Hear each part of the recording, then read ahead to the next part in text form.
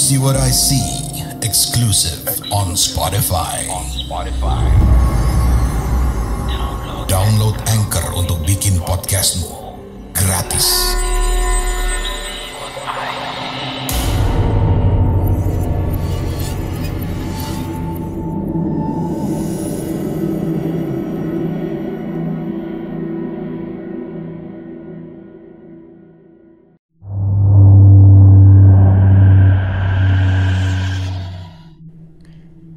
Ada seorang pria tua yang sudah sepuh tinggal di kampung kami. Beliau dulunya adalah saudagar kaya raya yang memiliki banyak anak dan juga banyak harta. Semua bisnis di kampung rata-rata dimiliki oleh beliau. Namun setiap tahunnya juga satu persatu anaknya mulai meninggal dunia. Awalnya memang masyarakat beranggapan kalau mungkin aja itu hanyalah sebuah kebetulan. Tapi hingga ke anak yang ke-13, anaknya ini selalu meninggal dunia. Selisih selang 1 tahun. Tentulah masyarakat menganggap kalau itu bukanlah hal yang biasa. Kejadian ini terjadi di kampung tempat kakek saya tinggal. Ceritanya dituturkan oleh kakek saya secara langsung, tanpa ada yang ditambah-tambahi atau dikurang-kurangin. Sebut saja nama saudagar kaya itu namanya Saudagar Jiwo. Dia orang yang sangat baik, senang sekali membantu tetangga.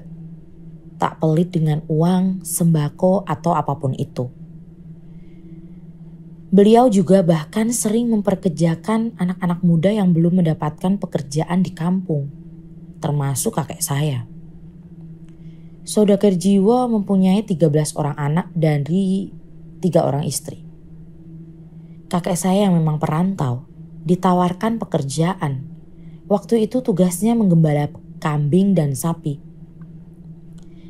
Kambing dan sapi harus pulang ke kandang tepat jam 3 sore. Beliau tak memperkenankan sapi dan kambing yang dimilikinya berkelana hingga senja. Kakek yang memang butuh uang dan butuh pekerjaan hanya menurut saja. Lalu kakek hanya bertahan beberapa tahun dia bekerja di situ. Karena kata kakek, rumah saudagar Jiwo mulai mengalami keanehan demi keanehan. Pernah kakek berniat untuk meminjam uang karena adik kakek sedang sakit keras, tapi kakek malah salah jalan. Mengingat rumah saudagar Jiwo itu banyak pintu dan jendelanya, ditambah lagi jalan menuju ke ruang utama itu seperti labirin. Pernah kakek salah hingga ia berjalan ke arah yang sebaliknya. Ia melihat beberapa orang anak-anak saudagar Jiwo yang dikurung dalam sebuah ruangan yang gelap. Tangan dan kepalanya ditutup. Kira-kira penampakannya seperti terdakwa yang akan dihukum mati.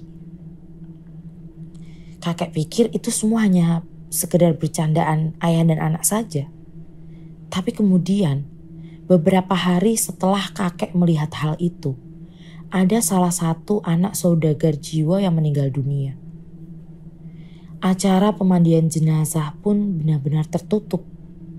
Orang-orang asing hanya boleh masuk pekarangan rumah saja, tanpa boleh masuk ke rumah utama. Menurut kakek, gak ada yang salah dengan hal itu awalnya. Tapi tahun selanjutnya, ada lagi anak saudagar Jiwo yang meninggal dunia. Memang beberapa keluarga kadang-kadang mendapati hal duka yang seperti itu, tapi 13 orang anak yang mati setiap tahunnya tentulah membuat curiga. Satu persatu karyawan dan pekerja yang bekerja di peternakan ataupun perkebunan saudagar Jiwo mulai undur diri. Hal itu membuat saudagar Jiwo marah-marah dan malah kelihatan belangnya. Terlebih lagi ketika kakek saya berpamitan dan mengatakan akan mencari pekerjaan lain. Pulang dari rumah Sudagarjiwo, kakek saya tiba-tiba saja menderita sebuah penyakit. Di sekitar leher kakek timbul nanah yang menggelembung berbau busuk. Padahal sebelumnya, bahkan beberapa jam sebelum ke rumah Sudagarjiwo, kakek baik-baik aja.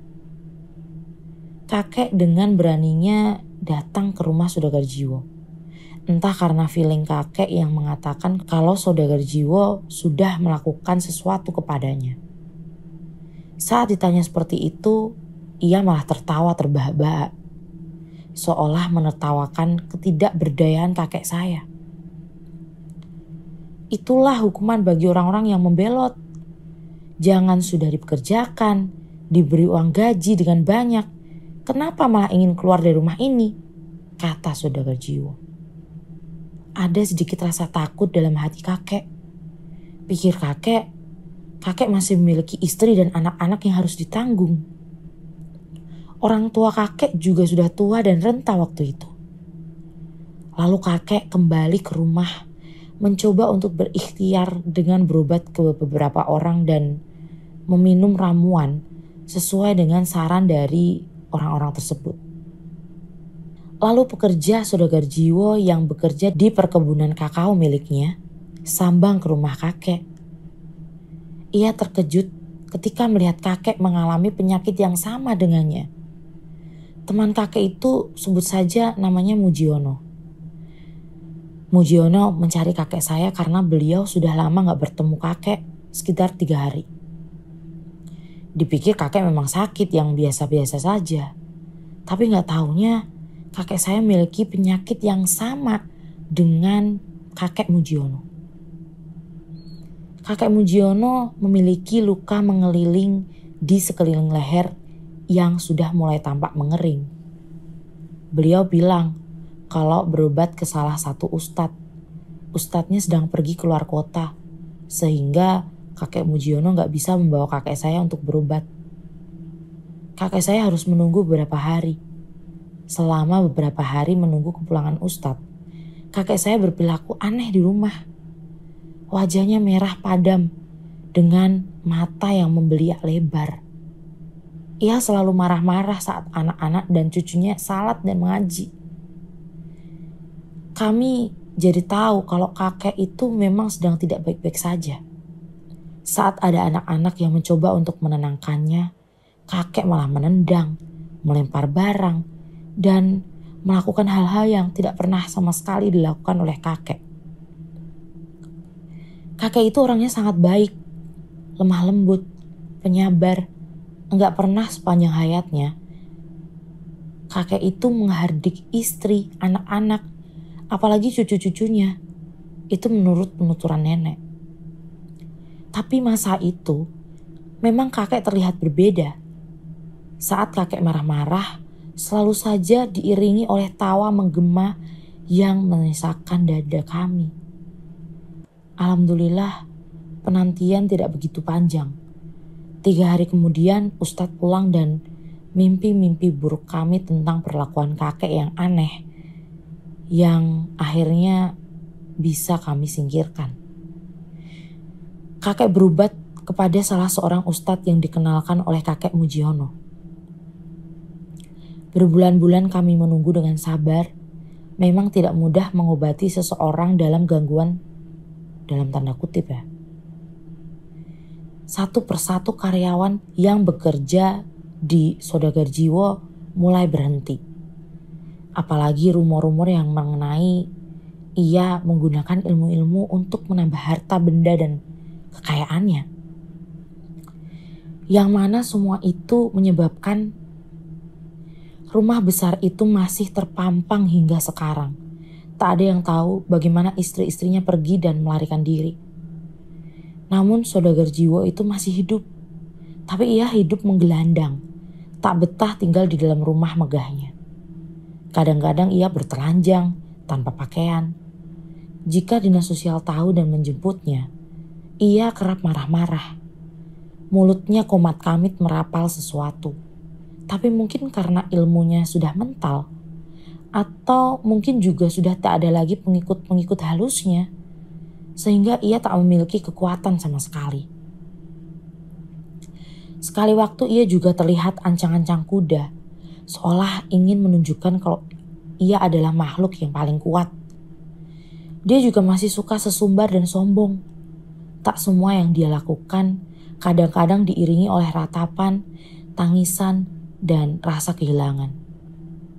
Saudagar Jiwo akhirnya meninggal dunia di penghujung tahun 2010. Jenazahnya terbakar dengan sendirinya, hangus dan gosong, entah apa penyebabnya. Rumahnya terbengkalai, kosong, seram sekali, dan mengerikan, dan menjadi tempat yang paling mengerikan di kampung kami. Kamu punya pengalaman horor? Kirim ceritamu ke podcast.ceritahoror@gmail.com.